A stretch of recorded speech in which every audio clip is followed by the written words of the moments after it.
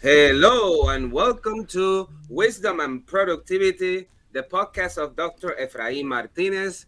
I am a principal in search of wisdom, and I have found productivity to be a great tool for success. Today, I have the great honor of interviewing Dr. Darrin Peppard, who is an author, leadership coach, consultant, and speaker focused on organizational culture and climate and coaching emerging leaders. Dr. Darrin Peppard, who are you? Good morning. Good morning. So, I I am a traveler of the road to awesome. I am, I'm a husband. I'm a brother. I'm a son, and I'm a guy who is really passionate about leadership. Really passionate about helping leaders be the very best that they can possibly be. And I spent 26 years in public education. I'm a lifelong educator and a lifelong learner. That's who I am. Awesome. And tell me why the road to awesome. Can you tell us about that background story? Yeah, of course. So the road to awesome actually began when I was an assistant principal at the high school level, and um, the school that I was at, a wonderful, wonderful place. It's some amazing memories there, but we really kind of had a negative culture, and we were really focused on catching people doing things wrong, and we were good at it, which was unfortunate, but I don't think we really realized it. And we were in a staff meeting one day, and we were discussing what we thought were the two most important issues in education at the time, like the two things that if we could solve this, that'll change everything. And it's kind of a funny story, but we were trying to figure out what we were going to do about hats and cell phones in our school. And finally, somebody raised a hand in the middle of this meeting and said, "Man, Darrin, why does it always have to be about what they do wrong? Why can't it be about what they do right?" And for me, that moment in time represented two roads diverging. I had been on this path, this really easy path that, was catch them doing it wrong, catch them, give them consequences, punishment to gain compliance. But this other road, this let's focus on what they do right, was was certainly a less charted road. Started traveling that road, started showing up at the front door, started being, that person who was just going to bring positive energy every day and try and make a difference in the life of a kid every single day. And that is my road to awesome. I just continue to travel that road every day. I love that. Why focus on the wrong when we can focus on what they do right? Thank you Absolutely. so much. So, can you walk us through your professional trajectory up to this point? Yeah, of course. So I began as a middle school teacher in Arizona. I spent 5 years teaching eighth grade science. I coached junior high football and basketball. Moved to the high school level and spent 6 years as a high school science teacher. It was a head girls basketball coach. It was the head boys tennis coach. Had a wonderful, wonderful time teaching at the high school level. After 11 years in Arizona, my wife and my daughter and I decided we wanted to go back to our home state, which is Wyoming. And I was fortunate enough to be hired as an assistant principal in Southwest Wyoming. And just I loved being at that. I loved being at that school. I was there 11 total years, two different assistant principal roles, and then I became the high school principal in that same building. And after 11 years, I was ready to make the leap into being a school superintendent, where I spent 4 years as a superintendent in a small rural mountain community in Colorado. Had a wonderful, wonderful time there and learned so much as a superintendent. And then, post COVID, I started noticing that leadership was turning over all over the country. And I knew that early and emerging, leaders were going to need a lot of support. So we went ahead and launched full time into the consultant and leadership coaching work that I do now. We also run a publishing company here too. Road to Awesome is publishing, speaking, and consulting. And now that's what I get to do. I speak in schools and at conferences, and I coach leaders all over the country, and publish books, bringing books by educators for educators to life. And that's where I'm at now. Live in Omaha, Nebraska. And just traveling that road every day, man. That's awesome. Can let's unpack that road to awesomeness. Why did you decide to become a teacher? That's a great question. So when I first went to college, I had majored in physical therapy because what I really thought I wanted to do was be a high school athletic trainer. I spent a lot of time in my high school athletic trainer's office as a high school athlete, and just thought, boy, this would be a really great career path. When I got to college, I struggled. I had been that person who just kind of flew under the radar the whole time I was in high school. Really didn't have much of a trajectory, wasn't real clear on what I wanted. And when I got to college, well, nobody was watching. Nobody was, making sure I was going to class. And I'll be honest with you, I ended up, dropping out of college because I just was really struggling. And I went back, started as a business major. That wasn't really the thing either. And a friend of mine asked me to come and help him coach a basketball team. He said, hey, I got asked to coach this team. I really don't know what I'm doing. Can you come and help me? And I went to practice the next day and I was hooked. And it wasn't like high level X's and O's. That's not what hooked me. I mean, this was fifth grade girls. It was not super high level basketball. It was working with kids and I was hooked. I went and saw my counselor at the college and said, hey, here's what I want to do. I want to change my major. And sure enough, with some of the other stuff that I had done, it had me in a relatively decent place to pursue secondary education, specifically biology and chemistry. And that's what put me on the road. I mean, I was hooked on coaching. I wanted to coach. What I found once I got into the classroom was that I love the classroom just as much as I love coaching. Wow. What lessons did you take from your coaching years into your AP positions? Oh, patience.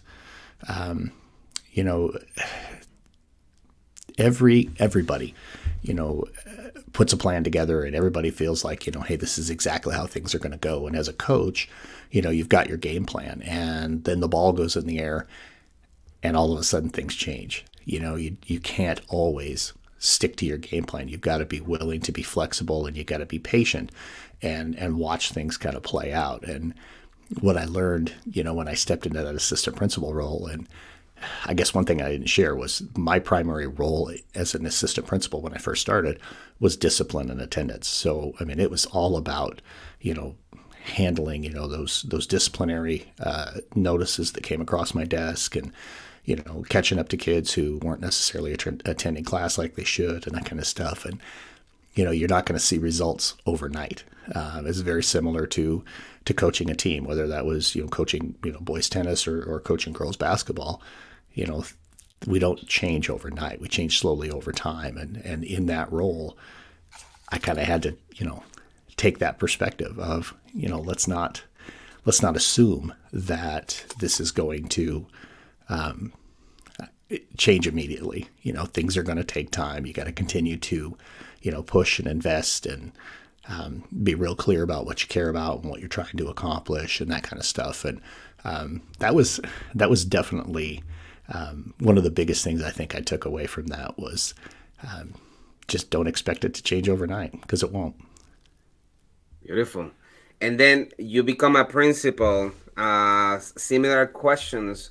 What lessons do you take from your AP years into your principalship? Man, I'll tell you what, this is a great question.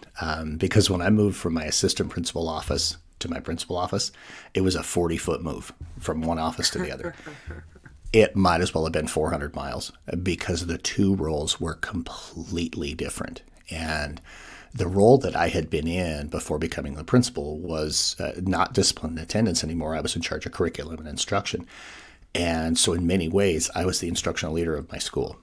And when I was hired as the principal, the superintendent said, Darrin, I need you to be the instructional leader of the school.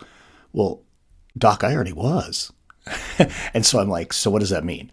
Does that mean I keep doing everything I've been doing in this AP role and be the principal? And I struggled with balance. And I don't know that there are a lot of lessons from my AP position into the principal position that I was able to lean on, because there were so many things about being a principal that were completely unlike being the AP. I had never managed the budget. I had never managed and led the classified staff. There was just so many pieces, and it was all of the organizational management stuff that at first I really struggled with. It took me some time. I worked with an executive leadership coach starting in my second year, and that made a huge difference for me. But that first year, it was pretty amazing to, now on reflection, see just how far underwater my head was, because I was trying to do it all. And I mean, I know we'll talk about it eventually, but that's like one of the biggest tips I have when I'm coaching leaders now is, you can't do it all. You've got to be willing to trust the people around you. You've got to be willing to, lean into those folks, to support those folks. And as a leader, your primary job is to lead people. And I was just so caught up in the work that I wasn't doing that at first. So, I mean, I don't know that actually answers your question, because there really weren't any lessons from there that I could carry over. I wish there were, but there weren't. That's the whole purpose of the show, to know what is your experience and what you went through. So after all that, and you're the principal, you decide, I'm going to become a superintendent. What were at least one or two glows, things that went very well? And what were some grows, things that, like, experiences that now perhaps are the lessons that you teach others? Yeah, it was really interesting transitioning from being a high school principal to being a superintendent. The building where I was the principal, we had about 1,400 students. I had maybe 200 employees in the building. And then I go to the district where I'm a superintendent. We had 425 kids total, K through 12, and 86 employees. So a much, much smaller space. And my belief was, and I was accurate on this, that in that role, even though it was different, that it would be, I guess, a little bit slower paced as opposed to, being at a really big high school. What I discovered was, number one, focusing on the culture of the organization, just like I did as a principal, was really important. And that was my primary driver starting on day one. They say don't come in and make a bunch of changes and that kind of stuff, and that's true, because that can really disrupt the culture as much as anything. And so for me, it was about, let's really, take it all in. Let's learn what the culture of this organization is all about. And let's make sure that we're doing the work that allows everybody that's a part of this organization to feel seen and heard and valued and trusted. And I think that really helped set me up for success in that role.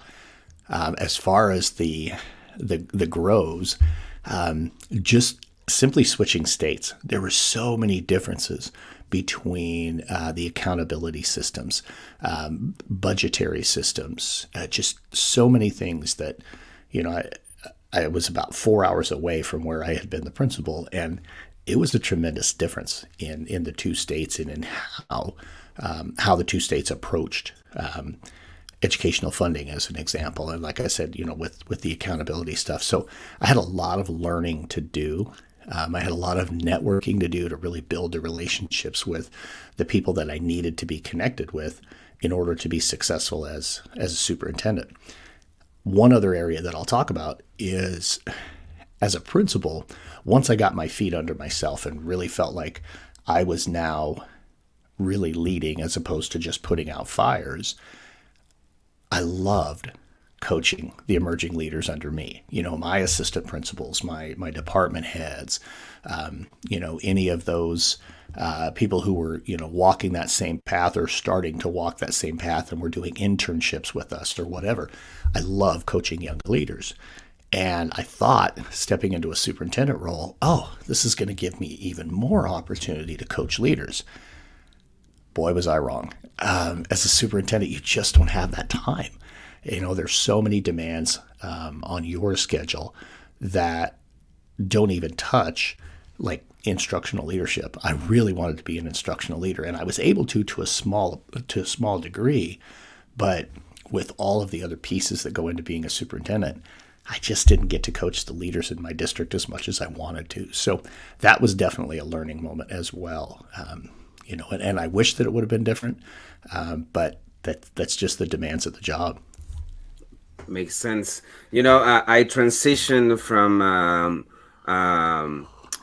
urban school district where the principal is the CEO to a suburban district where the principal is a manager.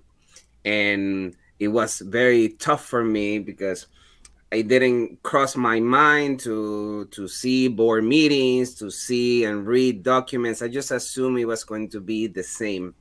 Since you moved from Yeah. states to working positions, what advice do you have for people who are going to do that leap and transition to other districts, or in your case, to another state?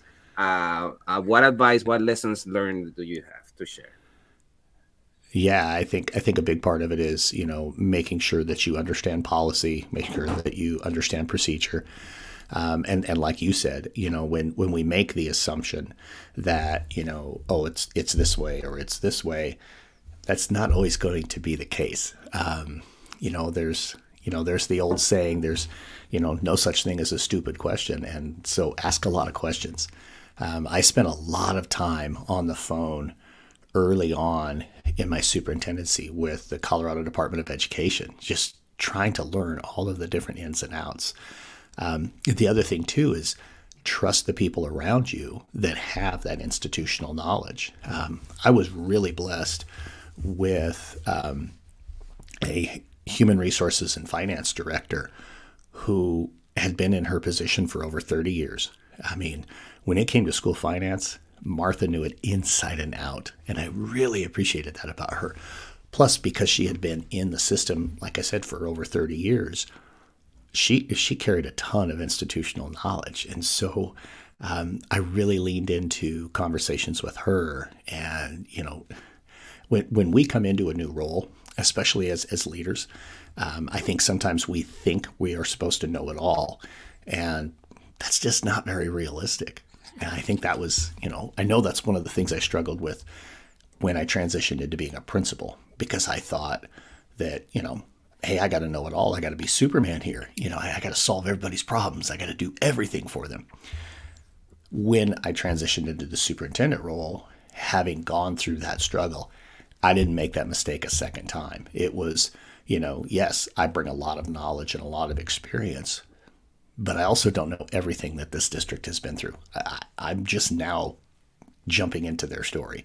So that would be one thing I would say, is make sure that you really lean into the people who have been there, listen to them, and really value the experiences and that institutional knowledge that they bring to the table, because it can help keep you from, maybe stepping into a trap, or, falling into, a direction that you don't want to go. So yeah, I think that's huge. You're always going to have Beautiful. great people around you. You just got to trust them. You got to listen to them. Amen. Then you have a successful career, you retire, and instead of being in Hawaii drinking margaritas, you decide, I am going to dedicate my life to consult, to coach, to lecture. Can you tell us about that prequel of the idea of Road to Awesome, and actually establishing something of substance? And what advice do you have for those who are thinking of doing that? Well, I think, I don't know, it's interesting how the whole thing kind of came about. When I completed my doctorate, you go and you defend your dissertation and all that kind of stuff. I remember thinking, man, I'm never writing anything ever again. I'm done. And within 6 months, I'm like, I think I want to write a book, and started kind of playing around with the concept of writing a book. And at the same time, I had a couple of really good friends, good acquaintances that are in the speaking space, similar to where I am now. That we just had some great conversations with them, and they gave me some advice and said, hey, if you think this is something that you're interested in, here are a couple of simple things you can do. Start speaking at conferences, doing breakout sessions and that kind of stuff. And I did, and I was hooked. I mean, I really enjoyed telling the story of the successes that we had at the high school, the successes we were having in district where it's leading, and that kind of more into not only completing the first book, but also into um, really starting to support other leaders outside of my district. So I'm still, it was actually my second year as a superintendent when I did my first consulting piece. And I have a good friend that I've known for a long time. And she reached out to me and just said, hey, I have a principal who's kind of struggling a little bit. Is there any chance that you would consider coaching them? And we had a really good conversation. And I'm like, yeah, I'll do that. And put together a pretty simple package. I went and spent a couple of different days through the course of a school year with that person in their in their setting and at their campus. And again, I was hooked. I just really enjoyed watching other leaders grow and being able to just ask really good questions and help them get the clarity they needed in order to be successful. Because Rory Vaden once said, we are uniquely positioned to help the person that we once were. My first year as a high school principal, man, I couldn't get my head above water. I wasn't even breathing through a snorkel, Doc. I was like scuba gear. I was so far underwater. And so being able to help that individual to start to find some success and start to just gain clarity around how do you, as you put it, be the CEO of your campus. How do you really manage all of those expectations and all the things that are asked of you on a daily, weekly, monthly, and yearly basis? Really, I was hooked on it. I'm still hooked on that work because, to me, one of the most important things that we can do in education is provide great leadership so that our teachers can teach and our students can learn. When we don't have great leadership, when we don't have clarity, man, it really causes all kinds of struggles, and those things filter down and they get in the way of teachers teaching and students learning. So being able to just be in that space to support really made a difference for me. Obviously, the pandemic comes, that kind of put everything, on pause. My first book was published during the pandemic, and as we're coming back out of that, that was when the invitations to start speaking started coming a little bit more and a little bit more.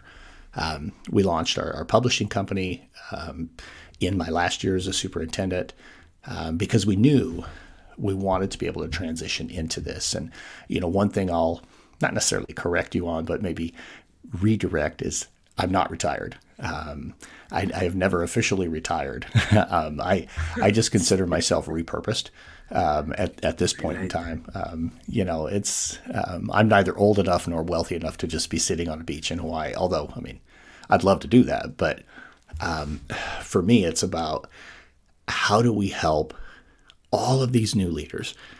Because right now, and you know this, you're living it. Every district across the country has seen leadership turnover. We've seen people who have left the profession for a variety of reasons. We talk about a teacher shortage right now, and that's valid. It's very valid, and it's continuing to happen.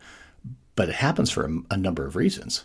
And one of those reasons that doesn't get examined very often are the number of leaders who have left the space, which means there are a lot of teachers who have now stepped into the leadership spots. And in many cases, they're jumping into those spots a lot faster than how that used to work. It's the leadership pipeline's not empty, but people are moving through it so rapidly that they jump into positions that they're just not yet ready for, and they need support. I was an assistant principal for a handful of years before I became a principal, and I struggled.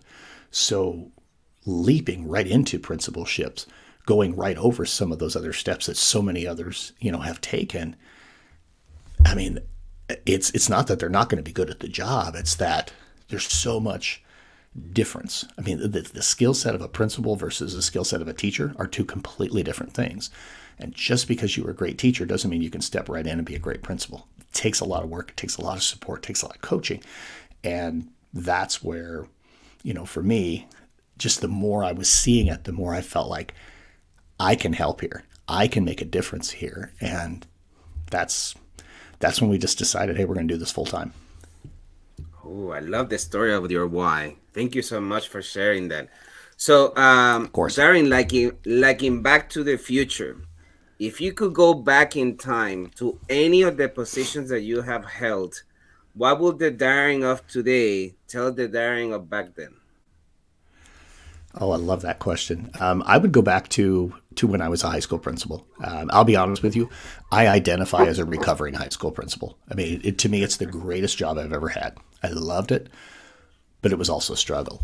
And what I would do if I could go back and give myself some advice, I'd go back to year one. In fact, I could take you right to the day. It would be the 5th of July, 2011, the very first day on the job, if you will, as a high school principal, and sitting in my office. I can still see it like I'm there right now. I'm laying out all the job descriptions for the different assistant principals, and I'm thinking, oh, I'm going to change this. I'm going to change this. I'm going to change this. I would just walk in the office and look at myself and say, dude, stop it. Just stop it. There's a great system in place. You don't need to change it right now. You can change it over time, but you're going to change way too much, and it's going to mean you're going to feel like you have to do it all, and you got to stop it. I would tell myself to remember when I sat at that big, long conference table. We've all done it, and I sat in the hot seat with those other 12 people who interviewed me for the principal job, that Darrin Peppard sat in that chair, not Superman. I sat in that chair. And when the phone rang and I was offered the job, they didn't offer Superman the job. They offered me the job.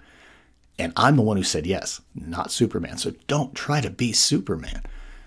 That was the trap I fell into that year. I just thought I had to do it all. And man, yeah, I would go back and just tell myself, dude, stop it. They hired Darrin Peppard. Be Darrin Peppard. Learn, grow, trust the systems that are in place. I was only the third principal in that building in 35 years. My predecessor had been in the role 17 years, his predecessor 18 years. There were great systems in place. I just needed to trust the systems, and yeah, I figured it out, but it took a year. So that's what I would do. Great advice, new principles, and I count myself. You arrive and you think you know more than anything, so you want to change everything, and at the end, you end up doing a mess. Yeah. Great advice. Thank you so much. So, Darrin, as you know, reading books is such a luxury. If you will have to gift two books, one fiction and one nonfiction, to a loved one, which ones will be those books be? So I'll start with the nonfiction. It would be The Energy Bus by John Gordon. That's one of the books that I have probably read. I'm going to say I've at least read that thing 15 times. And, everywhere I go, everywhere I speak, inevitably, that book will come up and I will mention it to people. And, it's one of those books that gives us the opportunity, just the way John Gordon writes, it gives us the opportunity, through story to just really kind of think about, where are we putting our energy? Who are we surrounding ourselves with? And, how do we show up every day? And to me, The Energy Bus just encapsulates that so well. It's just such a brilliant book. a fiction book, I can't give you one. I'll give you a series, and it would be Sure. the entire Alex Cross series from James Patterson. I I'm an avid reader. I love reading books, both fiction and nonfiction. But it's every time that a new Alex Cross novel comes out, it's like Christmas morning. I'm just like, yes, I could be in the middle of a book and stop because I'm going to go read the new Alex Cross. So that would be it. Beautiful. I love. I have read a couple of the Alex Cross books, and it's so intense. I Yeah. can only wish I could write like that. Oh man, he Beautiful. just paints such an incredible picture, and I think that's what hooks me with him. And the consistency of doing it so frequent is just Yeah. Yeah, fascinating. he's a machine. The talent, the massive amount of talent some people have. Yeah. So, Darren, who is or who are your biggest influences? Oh, well, I mean, I have to start with my wife and my daughter. You know, those two. I mean, they're the reason I get up in the morning. They're the ones that, just make such a huge difference in my life.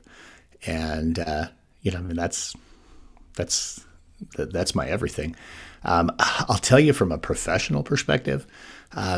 There's a handful of people that have really been big influences on me.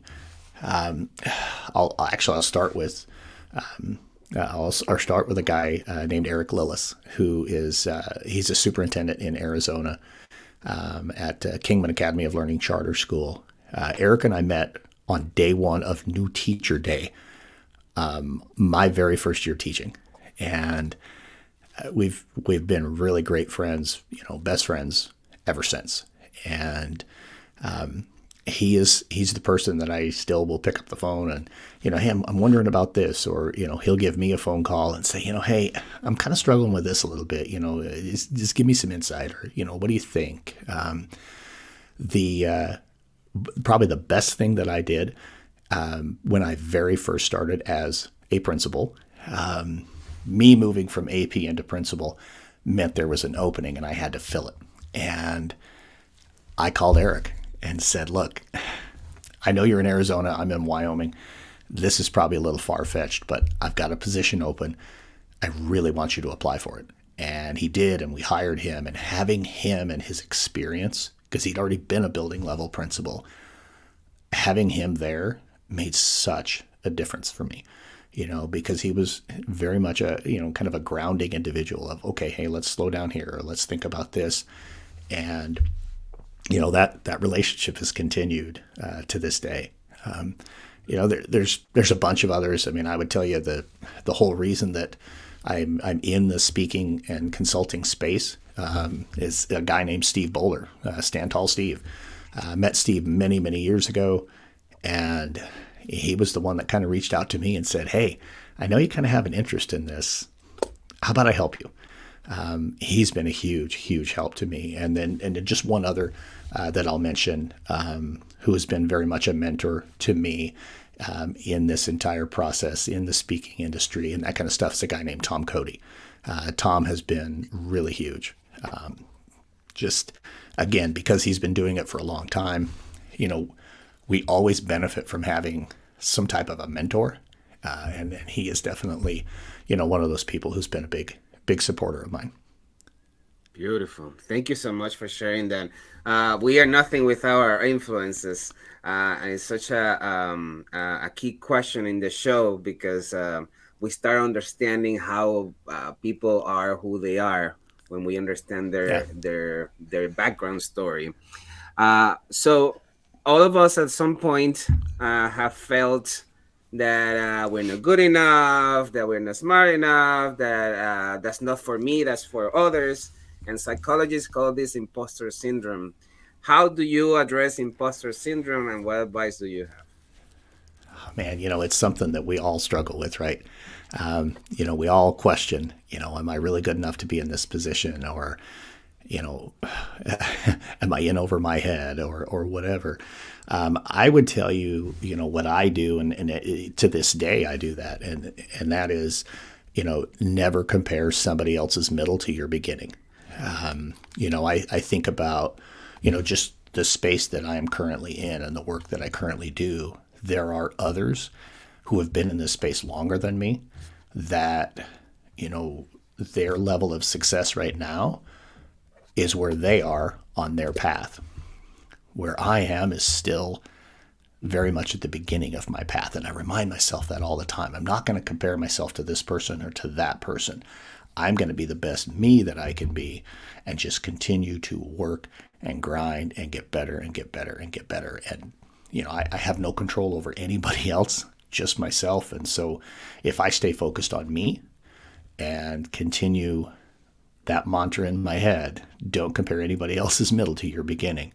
I think that's huge.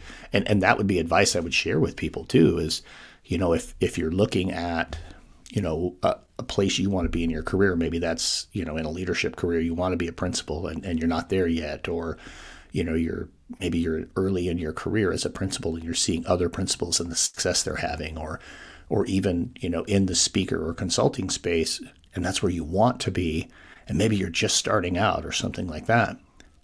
Don't look at, the most successful people in the space and say, man, I'm only doing this, but they're doing that.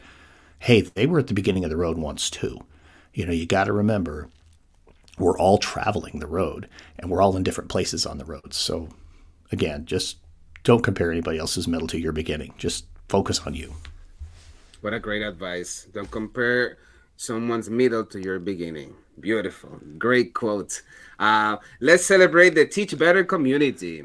This podcast is a proud member of the Teach Better Podcast Network. Better today, better tomorrow, and the podcast to get you there. Explore more podcasts at www.teachbetterpodcastnetwork.com. Now let's get back to the episode. So, Darrin, as you know, being successful includes being on top of our productivity, yet this looks very different to different people. So, can you walk us through your journey of organizing yourself through your, let's say, your AP towards your superintendency, and then your organizational skills as a consultant? Yeah. Well, I'll go right at year one as a principal because that's when I really discovered how little organizational skill I had and how much I learned once I started working with my coach.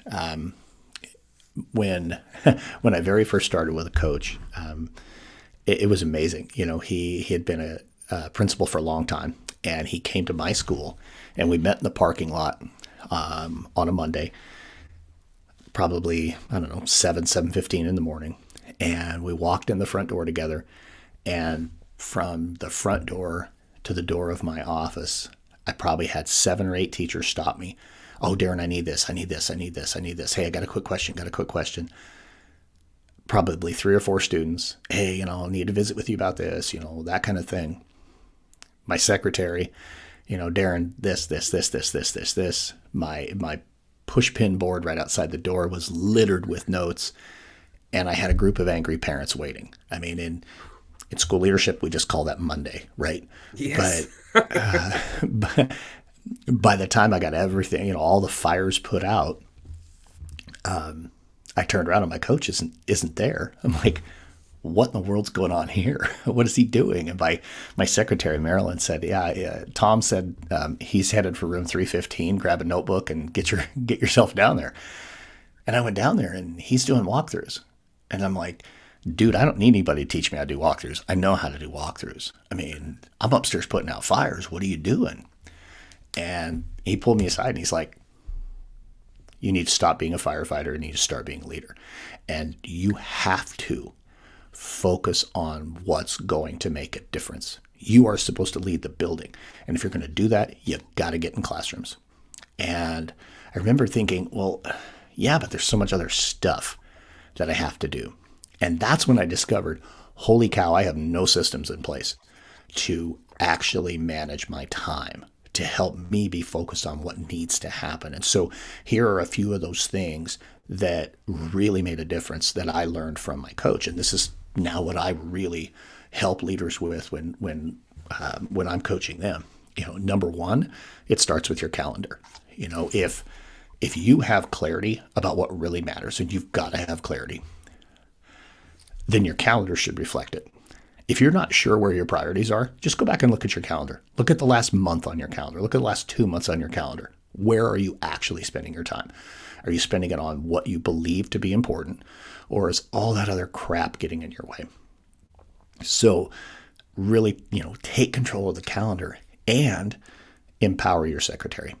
My secretary, an amazing woman, but I really wasn't asking much of her. And she wanted to do so much more. She wanted to help me be successful. And so working with my coach, Marilyn and I developed some systems. Number one, she had complete control of my email. So we all get 40 or 50 emails a day that we probably don't need to answer, or they're aimed in the wrong direction. You get an email, I'm sure you do too, from a parent who, my kid got a 0 in this class, and have you talked to the teacher yet? But that's a time suck for us. Marilyn was empowered to answer a lot of those emails on my behalf. I would walk in the hallways, and, during a passing period, I couldn't get down the hallway without, almost every teacher wanting to talk to me. We developed a simple system around the calendar there, and it was just this. Hey, email Marilyn. She'll get you on my calendar. I'll come to you, and it was wonderful because number one, teachers felt, seen, heard, valued, and trusted. And number two, again, she was empowered to do that work, So giving her complete control of my calendar and my email was massive. I also started putting on my calendar 30 minutes, certain times a day, usually at the end of the day, to actually sit down and do email. It's so easy with these things, right? To have an email pop up and, I'm going to respond to that right now when you were in a classroom. No, if I know I'm going to answer my emails at 3:15 today, I'll just let it sit. It's okay. I can put that to the back of my mind and let it stay there and actually be, focused in the moment of what I'm trying to do. Another piece for me, again, clarity. Clarity is so important. I was able to really get to a point working with my coach where I knew what the 6 most important things were to me. And then I would actually schedule time for myself to check in on myself. I call it balcony level leadership because I would physically go stand on the balcony above the basketball arena. Again, I was a coach. As a coach, we'd watch video all the time. What are we doing well here? What are we doing well here? How can I adjust here? What do I need to focus on in practice? It's the same thing as a leader. I didn't have any actual video, but I would go stand and look at the basketball floor. And in my own mind, I could place those 6 things on the floor. And I just check in on myself. How am I doing here? Am I really focusing on culture and climate? Because that's huge for me. Am I really putting in the time that I need? Am I really focusing on empowering student voice? Am I really doing that? How am I doing that here? Can I get a little bit better here? How am I currently telling the story in my school? Am I really focusing on that? Am I leading as a coach? Those types of things. In fact, just a quick aside on that. The first time I did it, I'm standing in the arena, in the balcony, and a couple of kids walk by, and I'm talking to myself because I'm thinking out loud because that's what I do. And my kids are like, "Oh, what is wrong with you? You okay?" And I know I had teachers who were like, "What is going on?" Even my secretary's like, "Darrin, what are you doing?" But when I explained to her what I was doing, she's like, "Oh my gosh, that's huge. That just became gold time," and she would protect that time. And she even a couple of times I would see balcony on my calendar and I didn't put it there. And she's like, "You need to get over to the balcony. You are losing sight. You're too far in the weeds. Get over on the balcony." And just all of those types of things, remembering that, as you said it so very well, you're the CEO of your organization. If you get way too far into one place, a lot of other parts are going to suffer, So I think that helped me understand that, as a leader, sometimes I'm going to lead from the front, sometimes I'm going to lead from the middle, sometimes I'm going to lead from the back. And just really focus on how you use your time, because that's so critical. Time management is, there's tons of research to support this. Time management is the number one struggle for early career leaders, because we just can't figure out how do I do it all? Don't. You don't do it all. You got to trust the people around you. Beautiful. What a great advice that it should be in all schools of education for people who want to be administrators. I did struggle with that a lot. We all know that being in the classrooms is a key component of being a principal, but often we don't talk about the actual practice of being in the classroom and taking notes and giving feedback in a way that will make teachers want to make an improvement instead of feeling that they are bad teachers and you're just criticizing them. What advice do you have for principals of what happens when you get into the classroom? How do you take Yeah. notes? What advice do you have to share? Yeah, absolutely. That's a great question. Well, I'll start with this. When you're going into classrooms and you're doing walkthroughs, if you're carrying a walkie-talkie, turn it off. Just turn it off. Simply put, the first time that thing squeaks, everybody's going to look at it, and it says, whatever it says, but what it says to the teacher is, you're not my top priority. I'm waiting for a fire. Turn it off. Just be focused. That, to me, that's the most important thing. The second thing is, again, it's kind of back to the Superman thing. You don't have to solve all the problems for that teacher in the classroom. Just look for little things. Be essentially that third point perspective for them in the classroom. They're there to teach. The students are there to learn. You're an observer. Just simply give them some feedback. Ask good questions. Instead of saying, you should be using this strategy or you should do this, ask, hey, I noticed, during the lesson that, you paused, you had your students work collaboratively. Talk to me about why you use that strategy, because I think it's really powerful. We have this tendency, and it's human nature, to focus on the things that don't go well when there's so many things that are going well. And, as a coach, the last thing I would want to do is put a game plan together where it's all about the things we're not good at. I'm going to do everything I can to make sure that we are playing to our strengths. As a principal, you want your teachers playing to their strengths. But if all we do is talk about what they don't do well, how are they supposed to know what their strengths are? I had a conversation with somebody recently, and we were talking about this exact same thing. And it's, when you ask teachers, what are you good at? A lot of times they can't tell you. They can't, because they're never told. So yes, there is a need for, hey, let's think about this, or, we might try this strategy with classroom management or something like that, but you've really got to help them play to their strengths. And so, as far as, taking notes or whatever, look for those positives, because they're there. And don't just go in looking for, well, why aren't you using this? This is our new initiative. Why aren't you using that? Well, maybe it doesn't apply there. Actually give them feedback on what's going well. Maybe there is something that you can say, hey, let's try this. But I think it's really important to focus on the good things that are happening in classrooms. Beautiful. Let me add one more spice to that question. So we all school principals have to manage the continuous feedback that we provide teachers that is informal, with the actual formal evaluation that might make the difference between someone getting tenure or not.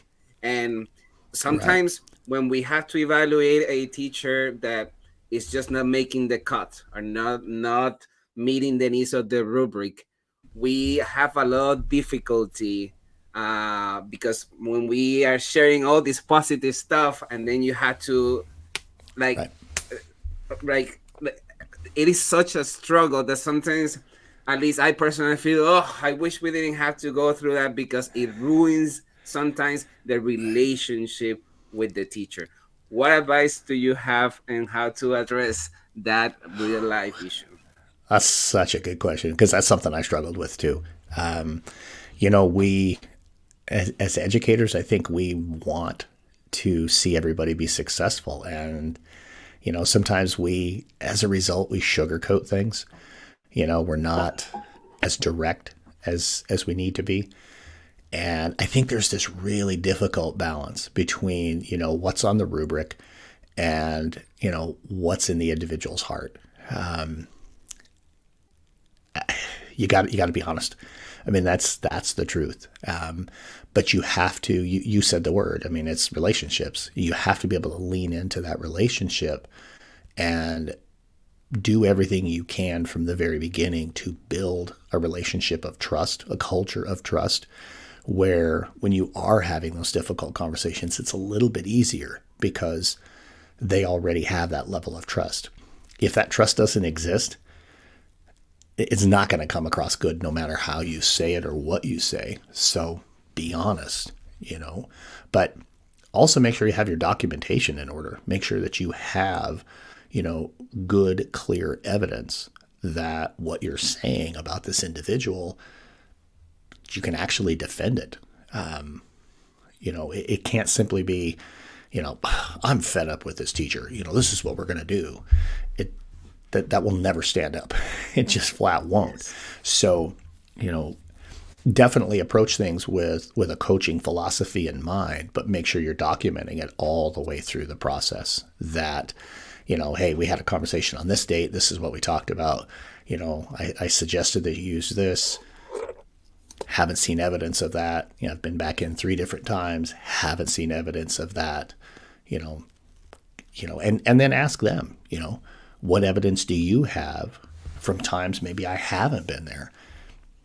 Most likely, they probably don't have any of that evidence that, yeah, I have been trying that. Yes, I have, been working on whatever specific thing that you as the administrator have asked them to do. But yeah, you got to make sure you have your facts straight. But yeah, you have to be honest. And it's hard.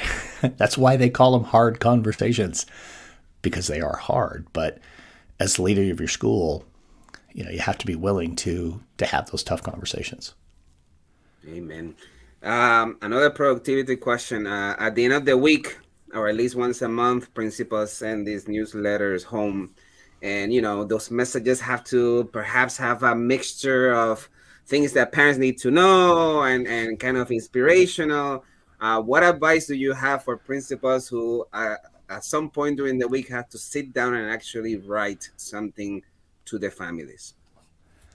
So here's where I'm going to go against probably everything I've said, but this is a great tool. When you're out and about, when you're in your classrooms, open your notes app or whatever and just jot some notes down. You see something good happening, jot it down. Then you're not, sitting there at the end of the week going, oh, what do I want to write about? What do I want to share? Just jot those things down. When I was a principal, I blogged as a principal, to share, here are the things that are happening. And, sometimes there are those topics that parents just don't really understand them. School accountability, a great example. Share that kind of stuff. Look at it as an opportunity to, one, share the positives that are happening, but also here's an opportunity to educate, my community. You're a teacher at heart, be a teacher, teach them about some of the things that maybe they're not as well informed about. If you don't like how people talk about a certain topic, educate them around it. Use that platform as your chance to let people know, hey, this is actually how school accountability works. I think I did a blog series, like 5 or 6 blogs long, everything to do with the state accountability model. I happened to sit on the state accountability team, so I really knew it well. But people would talk about, well, the other school in the county, they're doing this, and why isn't this? And here's why. Here's how everything goes into that. And people started to understand it a little bit better. I mean, it's your narrative. You have to decide what narrative you want to tell. Beautiful. Great advice. This is a masterclass. So at some point you decide to write books. Uh, what advice do you have when actually getting that idea into fruition and into a product in terms of organizing yourself, how to, Yeah. or, like what is the writing book Mhm. experience advice do you have? So when I wrote my book, my first book, I I use note cards, just 3x5, 4x6 note cards. I have a bunch of those like recipe boxes, that you put the cards Mm-hmm, in. mm-hmm. And what I did, and it started with speaking, and it translated into how I wrote that book. Every note card is a story, or it's a piece of content, or it's a point that I want to get to, or it's a quote or whatever. And when I lay out a speech, when I lay out a book, I just start laying out those note cards.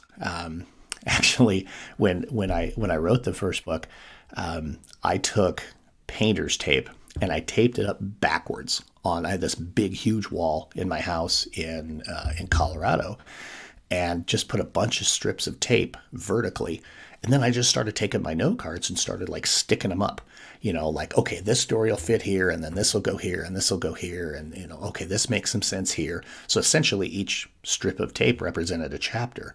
And I just started putting the stories up there and started organizing it and laying it out, and one piece I guess I should be able to clear about, like a note card that maybe has a story on it. It doesn't have the whole story. It has kind of what I would title the story and a couple bullet points, Then, if I'm ready to write that story, I'd take it off the wall, sit down, write it out, go put it back. To me, it was just a really easy organizational system that allowed me to go from, I got all these ideas in my head to, okay, here's how I actually start to put it into the computer. When I first started writing, man, I'll tell you what, I've probably got, I don't know, 8 or 10 start-stop versions of my first book in my computer, because I just thought, oh, sit down and compose. No, that's not how it works. That is not how it works.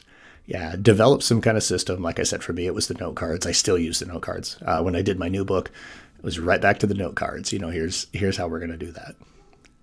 Wow, and Robert Greene and Holiday use the note card system. It seems so daunting, but it makes sense, right? Because it helps you Yeah. organize your brain and focus in that Yeah. story to give sequence to your books.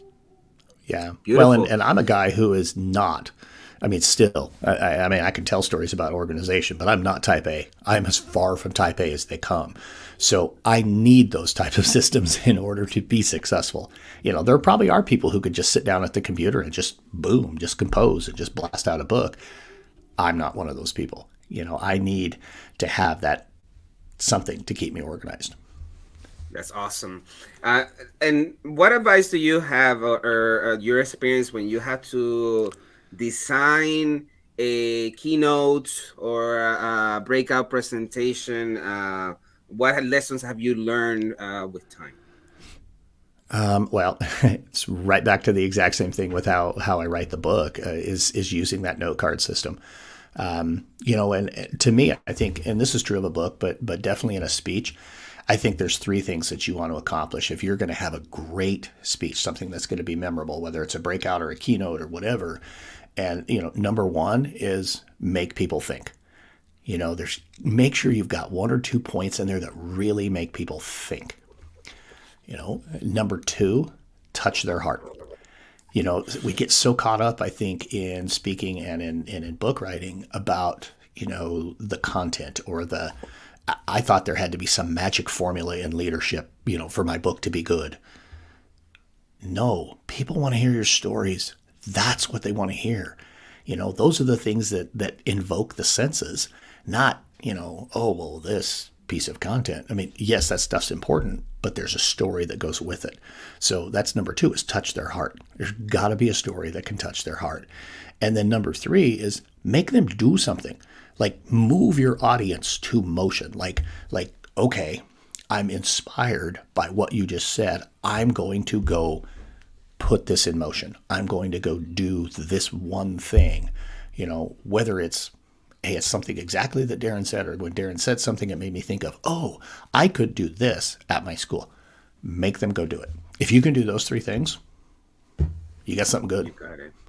Great advice. And Darrin, you decided to create a podcast. What lessons have you learned through this journey of podcasting? Man, I'll tell you what, I love podcasting. I'm addicted to it. So the podcast is Leaning into Leadership. And when I first started, I really thought that, it was mostly going to be me doing solo episodes, and occasionally I would have a guest. I really don't do solo episodes anymore because I love the conversation that I get to have with my guests. There's just such brilliant things that everybody brings to the table, and I just get to, have a front row seat. Yes. There's a lot that goes into podcasting, and a lot of things that, that I've learned along the way. It's like anything else. It's a relationship building, type of thing. The more relationships that you build, the more successful you're going to be in that particular space. I've learned from a lot of great people. I mean, you ran the Teach Better Podcast Network promo there in the middle of the episode. I'm part of the Teach Better Podcast Network as well. And, learning from people like Josh Stamper and, from Jeff Gargas and, a whole lot of other wonderful podcasters in our group. That's been a big piece, is learn from others and enjoy it. If you're not having fun doing it, then why are you doing it? It's a great opportunity to just share really great conversations. And if you're not enjoying that, then don't do it.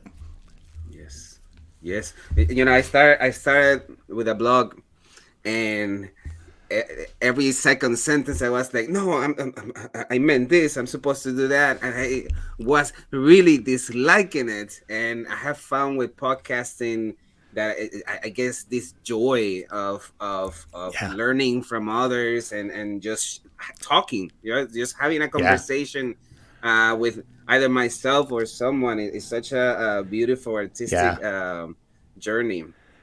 Yeah, it's amazing, and you get to sit down and just have these interesting conversations. My episode that just dropped this morning is with Angela Myers, and where we went with the conversation compared to where I thought we were going to go. And I go unscripted. I don't have a scripted list of questions other than I always ask everybody at the end how they're leaning into leadership. But I just want to kind of let that conversation flow, and just some incredible things happen as a result of that. And for me, I'm better every time I do a podcast interview. I learn something every single time.